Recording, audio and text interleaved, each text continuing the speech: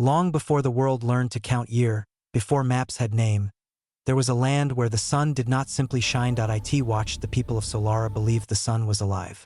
They called it Arun, the burning father.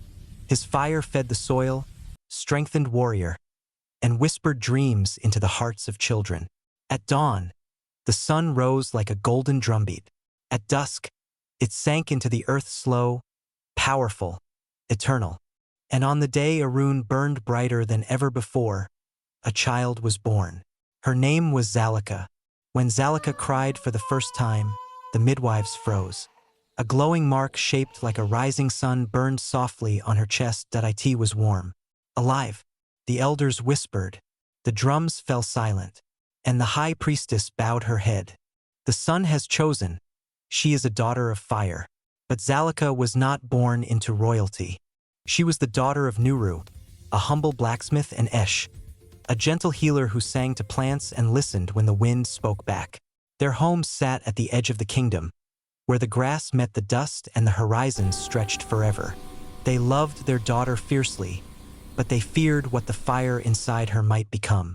Fire can warm, my child, but it can also burn, said Esh. Zalika grew fast.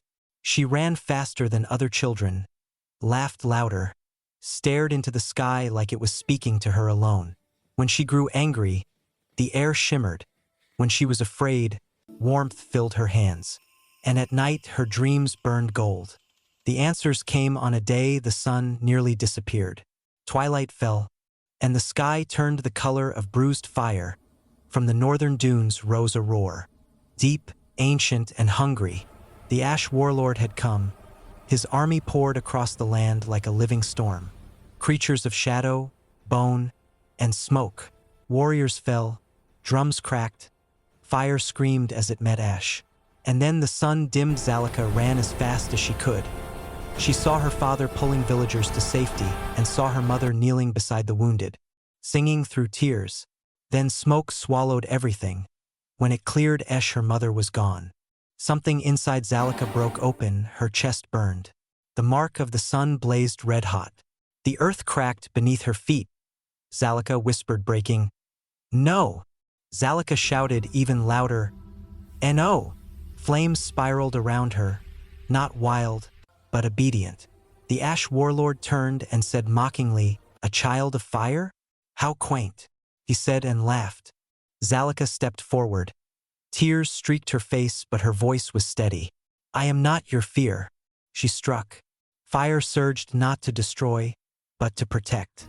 Light tore through shadow, the strange creatures screamed and fled. The sun answered her call, burning brighter than it had in centuries. But power always demands a price. The Ash warlord retreated, laughing. "You burn too brightly, little sun. You will consume yourself." Zalika collapsed. She awoke in the Temple of Dawn. Incense floated through golden air. Whispers filled the room. The high priestess stood above her. "You are Arunzali, the sunbound maiden, chosen once in an age." Zalika sat up slowly. "I didn't ask for this." High priestess said gently, "None of the chosen ever do." The truth was revealed. The sun was fading and darkness was rising. Each time Zalika used her power, it drew from her life. Zalika softly asks, "So I'm a weapon?" The high priestess responds softly, "No. You are a guardian and guardians choose." That night, Zalika climbed the hill of first light. She screamed. She cried. She begged the sky for her mother. The sun did not speak, but it warmed her, and in that warmth Zalika chose. Zalika said, "I will not burn out in fear. I will burn with meaning."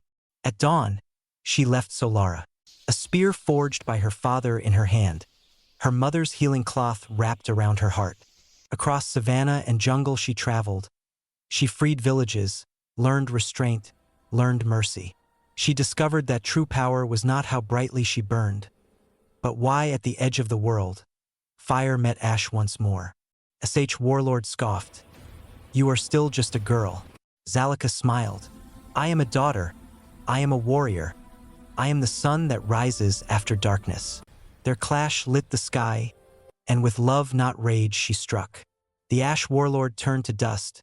The sun roared back to life. Zalika returned home not as a queen but as a protector. She rebuilt with her hands, taught children to listen to the land. The mark on her chest dimmed, but never vanished, because the sun does not belong to one person.